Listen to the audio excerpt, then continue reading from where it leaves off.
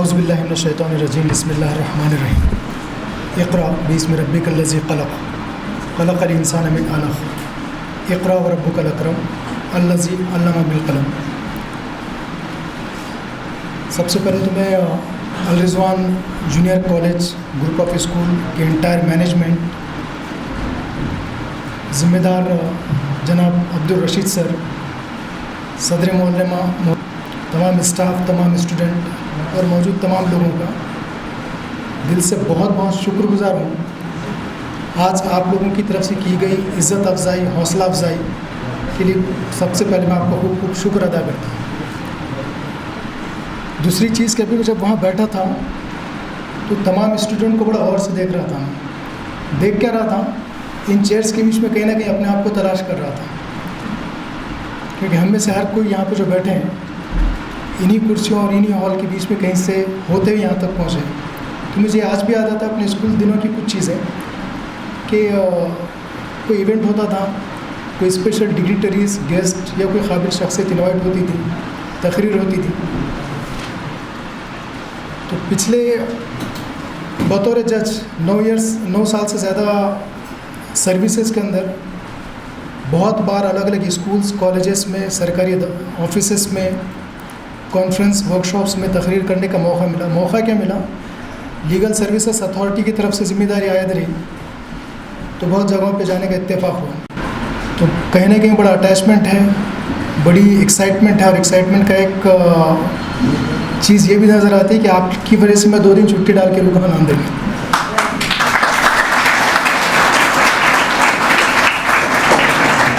तो आमतौर से जिस डिपार्टमेंट से मुंसलिक हूँ, लॉ और जुडिशरी, तो हमारी तकारीर शायद आप में से किसी ने सुनी होगी, बड़ी बोरिंग लगती है। केस लॉस, सेक्शंस, बड़े पेचीदा मसलों के ऊपर होते। तो आज मैं ये भी कोशिश करूँगा कि अगले 10 मिनट तक ऐसी कोई ज़ख़ीम बातें ना करूँ, बड़ी आसान आम ज़बान के अंदर ऐसी बातें जो आप लोगों को इंटरेस्ट पैदा करें और जुड़ाए रखें।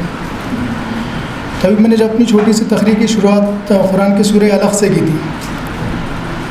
सूरह अलक़ की पहली 4 आयतें थी सर, इक़रा पढ़ो बिस्मी, नाम लेके रब्बिकल्लज़ी ख़लक़, उस रब का जिसने तुम्हारी तख्लीक़ की या पैदा किया। ख़लक़ल इंसान मिन अलक़, उसने इंसानों की तख्लीक़ की खून के एक लोथड़े से। इक़रा पढ़ो, रब्बुकल अकरम, के रब बड़ा करीम है। अल्लज़ी अल्लमा बिल क़लम, जिसने तुम्हें इल्म सिखाया कलम के साथ। तो ये ख़ास कुरान के सूरह अलक़ की पहली 4 आयतें पढ़ने का मेरा एक ख़ास मकसद ये भी था कि अल्लाह ताला ने तमाम दुनिया के इंसानों को कुरान के ज़रिए जो पहला मुखातिब किए, मैसेज किए, या अल्लाह ताला ने नबी मोहम्मद सल्लल्लाहु अलैहि वसल्लम को हज़रत जिब्राइल अलैहिस्सलाम के ज़रिए जो पहली बार कोई वही पहुँचाए, वो वही किसी तरीक़त के बारे में, किसी शरीयत के बारे में, किसी इबादत के बारे में, किसी तारीख़ के बारे में, किसी मुस्तक़बिल के बारे में नहीं थी। पहले वही का पहला ही जुमला था इक़रा पढ़ो। तो ये बात अपने आप में दिखाती है कि अल्लाह के नज़दीक इल्म वालों की, पढ़ने वालों की ज़बरदस्त अज़मत है, अहमियत है, फ़ज़ीलत है। अब एक जब हम इंसानी नफ्सियात पर गौर करते हैं तो इंसानी तारीख़ में बाबा आदम अलैहिस्सलाम से लेके क़यामत तक आने वाले हर इंसान, हर अक़ल रखने वाले इंसान चाहता है कि वो कामयाब हो। अब ये और बात है कि सब पे कामयाबी के अपने डायमीटर्स, पैरामीटर्स, क्राइटेरियाज, स्टैंडर्ड्स अलग अलग हैं। किसी को दौलत, पैसा कमाने में कामयाबी नज़र आती है अपनी ज़िंदगी में, किसी को शोहरत, नाम कमाने में कामयाबी नज़र आ सकती है, किसी को सेहतमंदी, तंदुरुस्ती के साथ लंबी तवील उम्र हासिल करने में कामयाबी नज़र आती है, किसी को ओहदे में, किसी को हुकूमत में, किसी को ताकत कमाने में कामयाबी नज़र आ सकती है। तो आज हमारी वो बहस नहीं है, मगर एक कंक्लूजन फैक्ट ये है कि दुनिया का हर अक़ल रखने वाला इंसान, चाहे किसी इलाक़े का हो, किसी मज़हब का हो, किसी कौम का हो, किसी ज़माने का हो, हर कोई अपनी जगह कामयाब होना चाहता है।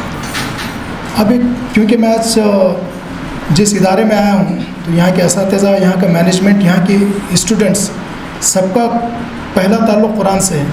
तो हम कामयाबी को 2 पस मंज़र में आज देखते हैं, एक दुनियावी एतबार से मटेरियलिस्टिक, और दूसरा कुरान या इस्लामी नज़र से कामयाबी का सही पैमाना क्या है या कामयाबी के स्टैंडर्ड्स क्या हैं। तो कामयाबी हासिल करने के लिए कुछ बेसिक शर्तें हैं, कुछ बेसिक कंडीशंस हैं। कोई गलत या शॉर्टकट रास्ते से कामयाबी मिल नहीं सकती। सच्ची कामयाबी गलत रास्ते से मिल नहीं सकती। तो पहली शर्त ये होगी कि कामयाबी के लिए रास्ते का सही और सच्चा होना ज़रूरी है। अब सही और सच्चा रास्ता क्या है? तो कुरान की सूरह यासीन के अंदर आयत नंबर 61 के अंदर आता है, बनी बुदनी हाज़ा सिरातुल मुस्तकीम। अल्लाह ताला फरमाते मेरी इबादत करो, दरीक़त यही सीधा और सच्चा रास्ता है। अब सीधे और सच्चे रास्ते के बाद फिर कामयाबी क्या है? तो कुरान के अंदर इसके बारे में ज़बरदस्त आयत हैं। एक मुझे याद आती है सूरह अहज़ाब के आयत नंबर 71 के अंदर अल्लाह ताला फरमाते हैं युस्ली लकुम अमालकुम व यग़फिर लकुम ज़ुनूबकुम व मन युतिल्लाह व रसूलहु फ़क़द फ़ाज़ फ़ौज़न अज़ीमा। युस्ली लकुम यानी इस्लाह कर देगा, अल्लाह इस्लाह कर देगा, सुधार देगा, अमालकुम आपके अमाल को, व यग़फिर लकुम और माफ़ कर देगा, ज़ुनूबकुम आपके गुनाहों को, व मन युतिल्लाह व रसूलहु अल्लाह और उसके रसूल की इताअत यानी फरमाबरदारी करते रहो, फ़क़द फ़ाज़ फ़ौज़न अज़ीमा, दरअसल यही अजीम कामयाबी है। फिर उसके बाद और कई जगह अलग अलग कामयाबी के बारे में बातें आती है। एक और कुरान में एक और जगह आता है सूरह नंबर 3 की आयत नंबर 185 जिसके अंदर अल्लाह ताला फरमाते हैं कि दरहकीकत वही लोग कामयाब हैं जो दोज़ख की आग से नजात पा गए और जन्नत में दाखिल कर दिए गए, और रही बात दुनिया की तो ये महज एक फ़रेब यानी धोखा है। फिर एक और जगह आता है कुरान के अंदर सूरह नंबर 91 की आयत नंबर 9 और 10 में आता है कि दरअसल वही लोग कामयाब हैं जिन्होंने अपना तज़किया किया, एनालिसिस किया, और वो लोग नाकाम हैं जिन्होंने अपने आप को दबा के रखा है, नहीं मैला रखा। तो और बहुत सारी ऐसी जगह हैं। फिर एक जो कुरान का बड़ा छोटा सूरा है सूरह असर, वल असर इन्नल इंसान लफ़ी खुस्र, ये सूरा बड़े सबने पढ़े भी होंगे, समझे भी होंगे कि सबसे पहले क़स्म ज़माने की इन्नल इंसान सारे के सारे इंसान लफ़ी खुस्र दरअसल घाटे खसारे यानी नुकसान में है, इल्लल लज़ीना सिवाय उन लोगों के आमिनू जिन्होंने ईमान लाया, वामिलुस सालिहाती जिन्होंने कमल करते रहे, वतवासौ बिल हक़ की जिन्होंने सब्र की तलक़ीन की, वतवासौ बिस सब्र जो सब्र की तलक़ीन करते रहे। तो ये तो एक लिटमस टेस्ट हो गया कुरान के हिसाब से कि सबसे पहले सारे के सारी इंसानियत, सारे इंसानों को घाटे खसारे नुकसान में बताया, सिर्फ 4 लोगों को छोड़ के जो भी मैंने डिस्कस किया था, ईमान लाया, नेक अमल करते रहे, सब्र और हक़ की तलक़ीन करते रहे। तो इस बारे में कुरान के अंदर ज़बरदस्त आयतें हैं, पस मंज़र है, अलग अलग कंडीशंस के हिसाब से कुछ बातें हैं। अब चूँकि स्कूल एकेडमिक जगह पे हूँ तब इसको हम देखते हैं कि मटेरियलिस्टिक दुनियावी एतबार से कामयाबी के बारे में कुछ ख़ास बात है।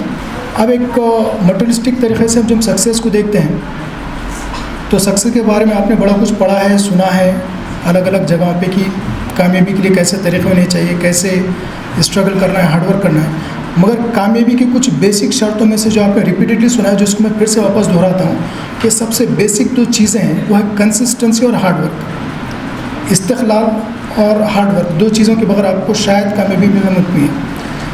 अब ये दोनों चीज़ों के बारे में कुछ एक बड़ा ब्रीफ में एग्जांपल्स देता हूँ मैं। हार्डवर्क के बारे में एक लेजेंडरी बॉक्सर थे मोहम्मद अली क्ले, तो बड़े लेजेंडरी बॉक्सर भी थे और बड़ी ग्रेट काबिल मशहूर शख्सियत भी थी। तो उनसे एक इंटरव्यू लेने वाला पूछता है कि आपके कामयाबी का राज क्या है? तो बताते हैं कि मैं मेहनत करता हूँ, हार्डवर्क करता हूँ।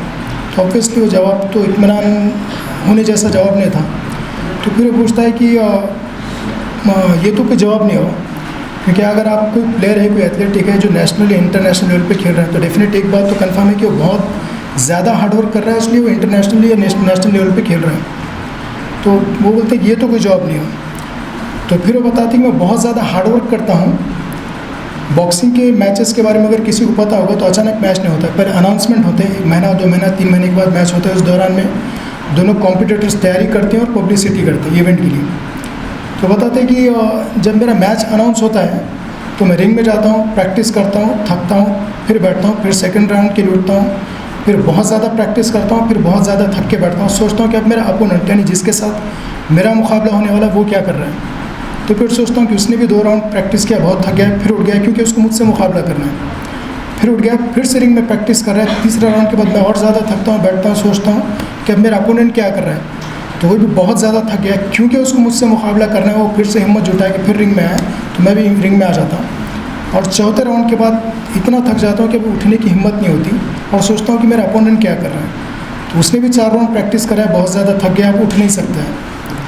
तो वो उसके बाद में हिम्मत जुटा के रिंग में जाता हूँ। तो ये जो 5वां राउंड है हम दोनों के बीच का फ़र्क है। तो वैसे आप कोई कॉम्पिटिटिव एग्जाम स्टडी कर रहे हो तो आप 4 घंटे कर रहे हो, हज़ारों स्टूडेंट 4 घंटे कर रहे हैं, आप 8 घंटे कर रहे हो, हज़ारों स्टूडेंट सोसाइटी के अंदर 8 घंटे कर रहे हैं। वो 8 घंटे कर रहे हैं, उसके बाद आप अगर 10 घंटे कर रहे हो तो ये 2 घंटे आपके बीच के फ़र्क है। तो ये हार्डवर्क के बारे में। अब कंसिस्टेंसी है, एक बड़ी आम ज़बान में बताऊँ जो जिसको बोलते हैं ना छोड़ पकड़। अगर आप हार्डवर्क के टारगेट को लेकर कुछ दिन सीरियस है, कुछ दिन सीरियसनेस आपका गायब हो रहा है, तो आज शायद आप सक्सेस के सही डगर सही राह पे चल ही नहीं रहे एक्चुअली।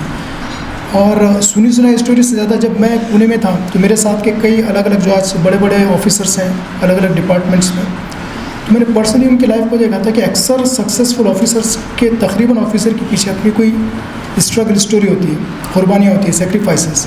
क्योंकि आजकल सोसाइटी के अंदर नाकाम अगर आप किसी इंसान को देखते हो तो नाकाम लोगों के पास जवाब बहुत है, बहाने बहुत है।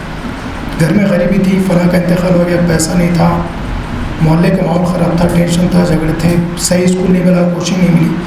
हर नाकाम स्टूडेंट से आप अगर कभी खुल के डिस्कस करेंगे ना, हर इंसान के पास अपने सक्सेसफुल नहीं होने के 1000 जवाब रहेंगे। और सक्सेसफुल कामयाब इंसान के पास जवाब नहीं, उसके पास उसका सक्सेस का रिजल्ट है। तो ये नहीं बता रहा हूँ कि जो लोग नाकाम हुए वो अपने निकम्मेपन से ही हुए, हो सकता है मुजबरियाँ भी थी होंगी, मगर सक्सेस की रेस में आपकी मजबूरी देखी नहीं जाती। बस दो ही चीज़ें, आप पास हैं या फेल हैं। अभी एक चीज़ मैं आपको और एक बताता हूँ, जब आप किसी ऑफिसर वगैरह को देखते हैं मोटिवेशन लाइफ के लिए, तो आप अपने आसपास के सोसाइटी में देखिए, एक मजदूर जब मजदूरी करता है तो तकरीबन 8 घंटे मजदूरी करता है कि स्टैंडर्ड सरकारी जो उसकी कीमत मिलती है मजदूरी की, 8 घंटे पसीना बहाने के बाद अराउंड, हो सकता है कम या ज़्यादा हो, 300 से 400 रुपये उसको मजदूरी मिलती है।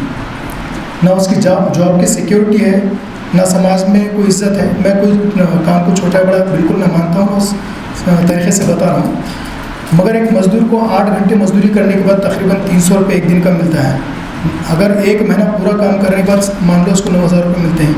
ना समाज की इज्जत है, ना मुकाम है, ना सरकारी नौकर चाकर है, ना सरकारी गाड़ी, कुछ नहीं है। तो आप इमेजिन करो, उसने 300 रुपये कमाने के लिए 8 घंटे सख्त मेहनत की है।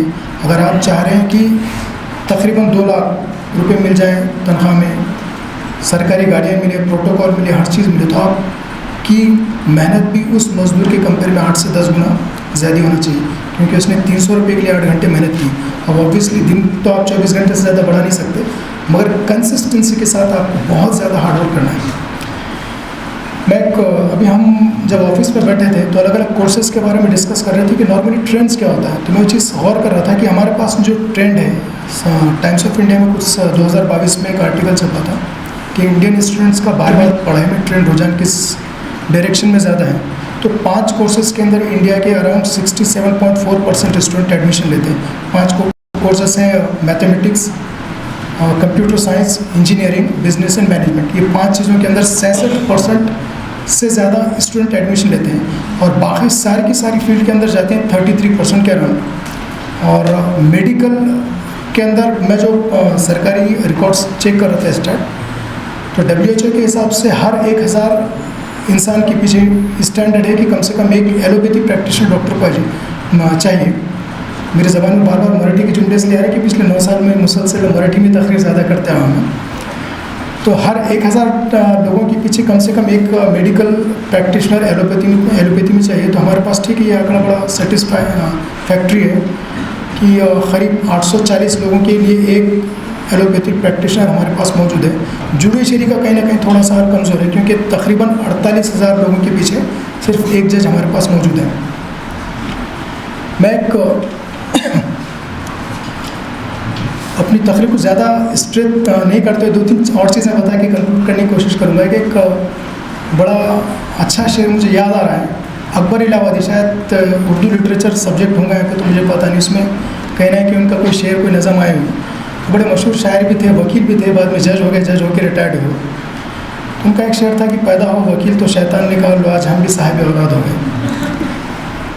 तो ये बात बोलने वाला कोई आम इंसान नहीं, बड़ा काबिल इंसान भी है, खुद वकील भी थे और ख़ुद जज भी थे। उन्होंने सिस्टम को बड़े करीब से देखा और सिस्टम में जिया है, तो कुछ ना कुछ उन्होंने इसके अंदर ज़बरदस्त कमी देखी है। इसलिए उनके एक शेर से ये लॉ फील्ड और खुसूसन वकीलों के लिए बड़ी घिन, हक़ारत, नफ़रत या नाराज़गी नज़र आती है। तो मैं सोचता हूँ और इस बात को मैं खुले तरीक़े से एडमिट भी करता हूँ कि बिल्कुल जुडिशरी या फिर लीगल सिस्टम या सिस्टम एब्सोल्यूट 100% परफेक्ट नहीं है। हर सिस्टम में फ्लॉ है, हर सिस्टम में कमज़ोरियाँ हैं। मगर सवाल ये है कि सिस्टम को, किसी भी सिस्टम को दूर से बैठ के क्रिटिसाइज़ करना बड़ा आसान है, मशवरा देना बड़ा आसान है, सिस्टम का हिस्सा बन के उसके अंदर इम्प्रूवमेंट करना ये बड़ा मुश्किल काम है। एक मज़ाहिया आर्टिकल पढ़ रहा था मैं उर्दू के किसी पेपर में, हैदराबादी लोग ऐसे होते हैं कि चाय के कप पे यूक्रेन रशिया के मसले, इसराइल और फ़िलिस्तीन के मसले हल कर देते हैं। तो क्योंकि चाय के कप पे हमको समाज को मशवरे देना बड़ा आसान है, समाज के ऊपर तनकीद करना, गलती निकालना बड़ा आसान है। मुश्किल है तो सिस्टम में जाके उस सिस्टम को बदलना है। किसी भी एक सिस्टम का मिसाल एक बहते हुए पानी की जैसी, रुकेगा कभी नहीं। अगर सिस्टम में रिक्वायर्ड है, चाहे पुलिस डिपार्टमेंट या कोई भी डिपार्टमेंट, 100 लोग की रिक्वायरमेंट है तो डेफिनेट वो 100 लोग भर लेंगे। फ़र्क इतना है कि अच्छे लोग अगर दूर बैठ के तनकीद करेंगे तो बुरे लोग जमा हो जाएंगे। अगर अच्छे लोगों को लगता है कि समाज के अंदर सुधार आना है तो आपको सिस्टम का हिस्सा बनना पड़ेगा। और अपने स्पीच के कंक्लूड में एक और मुझे शेर याद आ रहा है, बोल के कंक्लूड करता हूँ मैं। आप खुसूसन मैं एड्रेस कर रहा हूँ स्टूडेंट को, तो स्टूडेंट होने के नाते जो आपका एज है, ये एज के अंदर आपके अंदर कहीं ना कहीं थोड़ा सा खुदगर्जी भी ज़रूरी है। खुदगर्जी में पॉजिटिव सेंस में बता रहा हूँ कि मेरा एजुकेशन, मेरा रिजल्ट, मेरी स्टडी, मेरी नौकरी, मेरा करियर, मेरा कॉम्पिटिटिव एग्ज़ाम, कहीं ना कहीं थोड़ा सा इस उम्र के अंदर आप प्योरली ओरिएंटेड या अपने काम से मतलब होना थोड़ा सा चाहिए। क्योंकि ये उम्र में अगर आप भटकते हैं, अगर आप इस उम्र में एंजॉय करने को सोच रहे हैं तो पूरी ज़िंदगी आपको स्ट्रगल करना पड़ेगा। इस उम्र में अगर आप स्ट्रगल कर रहे हो तो पूरी ज़िंदगी आप एक अच्छे डेजिग्नेटेड ऑफिसर की तरह एज अ प्रोटोकॉल रह सकते हो। एक शेर था कि ये दुनिया बड़ी मतलबी है, तुम किस मुखलिस की बात करते हो, यहाँ लोग नमाज जनाजा भी पढ़ते हैं तो ख़ुद के सवाब की खातिर। तो थोड़ा सा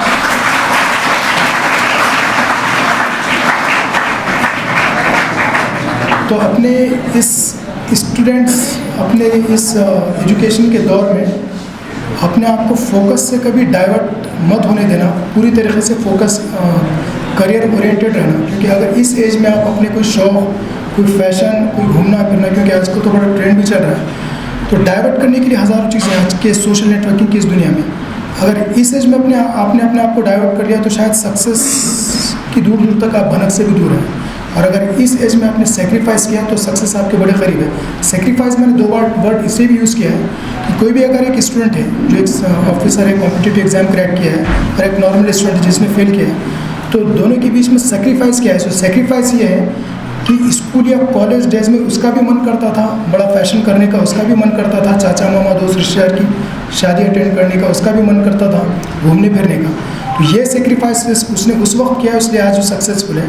तो मैं आपको अपने तकरीर के कंक्लूड में फिर से ये चीज़ के लिए बड़ा आह्वान या रिक्वेस्ट करता हूँ कि अपने एजुकेशन डेज में अपना बहुत ज़्यादा सेक्रीफाइस कीजिए टाइम के बारे में, करियर ओरिएंटेड रहिए, थोड़ा सा खुदगर्ज रहिए पढ़ाई के हद तक, तो इंशाल्लाह सक्सेस आपके साथ रहेगी। और मैं अपनी बात कंक्लूड करने से पहले इदारे का, ख़ास तौर से जनाब अब्दुल रशीद सर का, मोहतरमा नाज़िया बाजी का, इंस्टीट्यूट का बहुत दिल से शुक्रगुजार हूँ जिन्होंने जिस तरीके से आपने हमारी हौसला अफजाई की, हिम्मत अफजाई की, इज़्ज़त अफजाई की। और मैं इस इदारे के लिए, खुसूसन आप तमाम स्टूडेंट्स के लिए बहुत दिल से नेक ख्वाहिशात, गुड विशेस देके अपनी तकरीर कंक्लूड करता हूँ। अल्लाह हाफ़िज़।